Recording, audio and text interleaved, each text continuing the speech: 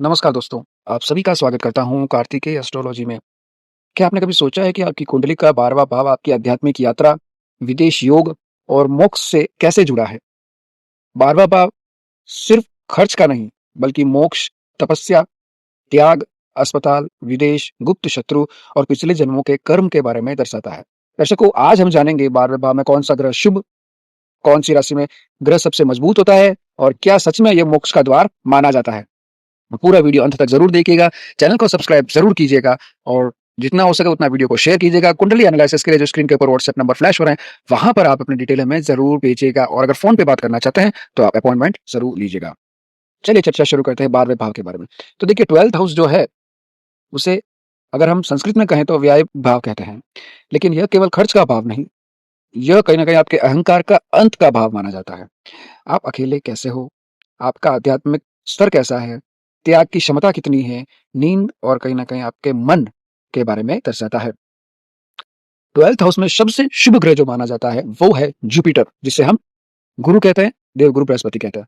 क्योंकि गुरु जो है वो ज्ञान माने जाते हैं, धर्म के बारे में माने जाते हैं और आध्यात्म के बारे में माने जाते हैं। यदि किसी जातक की कुंडली के 12th हाउस में गुरु है, तो विदेश में उसको सम्मान मिलता है, आध्यात्मिक प्रकृति उसकी बढ़ती है, दान पुण्य करता है और मोक्ष के योग उसकी कुंडली में बनते हैं। जो जातक ये वीडियो देख रहे हैं, उसकी कुंडली के 12th हाउस में अगर देवगुरु बृहस्पति है, तो वो कमेंट ज़रूर करें।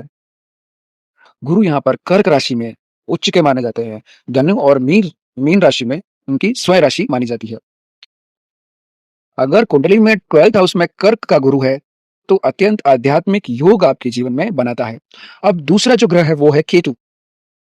जिस जातक की कुंडली के 12th हाउस में केतु है, उसका कहीं न कहीं वैराग्य का मन करता है। 12वें भाव में अगर केतु है तो व्यक्ति सन्यासी प्रवृत्ति का बनता है, ध्यान में रुचि रखता है, भौतिक जीवन से दूरी बनाए रखता है और मोक्ष की तीव्र संभावना उसकी बढ़ जाती है। केतु यहाँ पर अगर वृश्चिक राशि में है, तो बहुत उच्च के माने जाते हैं और मीन राशि में केतु आध्यात्मिक प्रभाव आपका बढ़ाता है। अब तीसरा प्लैनेट है, वो है शनि। अगर कुंडली के 12th हाउस में शनि है, तो विदेश में संघर्ष आपको करना पड़ता है, सफलता पाने के लिए। आपको खूब तपस्या करने का मन करता है, खूब तपस्या करते हैं आप, अकेलापन आपको महसूस होता है। कई बार ऐसा लगता है कि आप अकेलापन रहना आपके लिए सही है, लेकिन कर्म आपका अगर शुद्ध है, तो यहाँ पर शनि अच्छा माना जाएगा। लेकिन अगर शनि यहाँ पर मकर या कुंभ राशि में है, तो भी बहुत मजबूत माना जाता है। अब कौन से ग्रह कमजोर माने जाते हैं यहाँ पर? तो देखो, सबसे पहले सूर्य ग्रह एक अहंकार का ग्रह माना जाता है। 12वें भाव में अगर सूर्य है, तो व्यक्ति की पिता से दूरी बनी रहती है। अगर मंगल है 12th हाउस में, तो क्रोध और खर्च व्यक्ति का बढ़ता है। राहु अगर 12th हाउस में अच्छी स्थिति में नहीं है, तो विदेश तो देगा, लेकिन मानसिक दबाव आपके ऊपर बहुत ज़्यादा बढ़ेगा। विदेश के योग तो बनाएगा, लेकिन आपके माइंड के ऊपर बहुत ज़्यादा प्रेशर होगा। अब देखिए, राशि अनुसार अगर बात करूँ तो 12वें भाव में ग्रह मजबूत कब होते हैं? जब वह उच्च राशि में हो, तो मजबूत हो जाते हैं। जब स्वयं राशि में हो, तो भी अच्छे माने जाते हैं। जब कोई किसी ग्रह की शुभ दृष्टि अगर पड़ रही हो, तो भी अच्छे माने जाते हैं।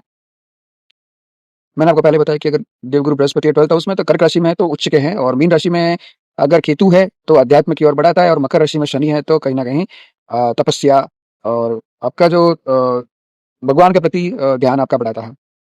अब आप मोक्ष के योग कुंडली में कैसे पहचानें? तो अगर 12th हाउस मजबूत है, तो ये मोक्ष के योग के संकेत हैं। अगर 12th उसमें चौथे और 8वें भाव का संबंध बन रहा है, तो भी अच्छा है। केतु का प्रभाव अगर पड़ रहा है, तो भी अच्छा है। गुरु की दृष्टि अगर पड़ रही है, तो भी अच्छी है। नवमांश में कहीं न कहीं आध्यात्मिक योग बनते हैं। अगर केतु 12th हाउस में है, गुरु 9th हाउस में है, शनि अगर अच्छी स्थिति में है, तो भी व्यक्ति खूब तपस्या, खूब पूजा-पाठ करता है और जीवन में उसका वैराग्य का योग बनता है। अब विदेश के योग के बारे में बात करूँ, तो 12th हाउस जो है, वो विदेश के योग के बारे में दर्शाता है। राहु है, तो अच्छा है, शनि है, तो अच्छा है। 12वें भाव का स्वामी अगर 9वें भाव में या 10वें भाव से जुड़ा हुआ है, तो भी विदेश में सेटलमेंट होने की, नौकरी प्राप्त करने का योग बनता है। अगर 12वाँ भाव मजबूत है तो कहीं न कहीं अ, दान की प्रवृत्ति आपकी बढ़ती है, नींद आपको बहुत गहरी आती है, अकेले रहना आप पसंद करते हैं और अगर 12th हाउस अच्छा नहीं है, मतलब आपके लिए कमज़ोर स्थिति में है, तो मानसिक बेचैनी बनी रहती है, अनावश्यक खर्च बढ़ता है और गुप्त शत्रु आपके बढ़ते हैं। अब महादशा के बारे में बात करें, तो जब 12वें भाव के स्वामी की महादशा चल रही हो, जैसे कि कुंडली में आपके 12वें भाव में सूर्य है, राहु है, केतु है, मंगल है, ठीक है? देवगुरु बृहस्पति है। की महादशा चल रही है, तो विदेश में यात्रा के योग बन जाते हैं और आध्यात्म की ओर झुकाव आपका बना रहता है और कहीं न कहीं रिसर्च के मामले में आपको सफलता मिलती है, अगर अच्छी स्थिति में है तो। 12वाँ भाव कहीं न कहीं लोग देखते हैं और डर जाते हैं कि मेरे 12वें भाव में ये ग्रह है, अच्छी स्थिति नहीं है, तो ऐसा नहीं। आप चाहे तो उस ग्रह का मंत्र जाप करके भी आप उस ग्रह को मजबूत कर सकते हैं और उसका फल अच्छा फल आपको मिल सकता है। ध्यान कीजिए, अध्यात्म की ओर अपना झुकाव रखिए, खूब पूजा-पाठ कीजिए, खूब मंत्र जाप कीजिए, अपने इष्ट की पूजा ज़रूर कीजिए और अपने इष्ट का जो मंत्र है, उनका जाप अगर रेगुलर करते हैं, तो कहीं न कहीं 12वाँ भाव या कुंडली में कौन-सा भी भाव अगर खराब है, अच्छा फल नहीं दे रहा है, तो अवश्य वो आपको अच्छा फल ज़रूर देगा। चलिए दर्शकों, आज के लिए बस इतना ही। वीडियो को लाइक ज़रूर कीजिएगा, चैनल को सब्सक्राइब ज़रूर कीजिए। कुंडली एनालिसिस के लिए जो स्क्रीन के ऊपर व्हाट्सएप नंबर फ्लैश हो रहा है, वहाँ पर अपनी डिटेल ज़रूर भेजिएगा। आज के लिए बस इतना ही दर्शकों, राधे, राधे।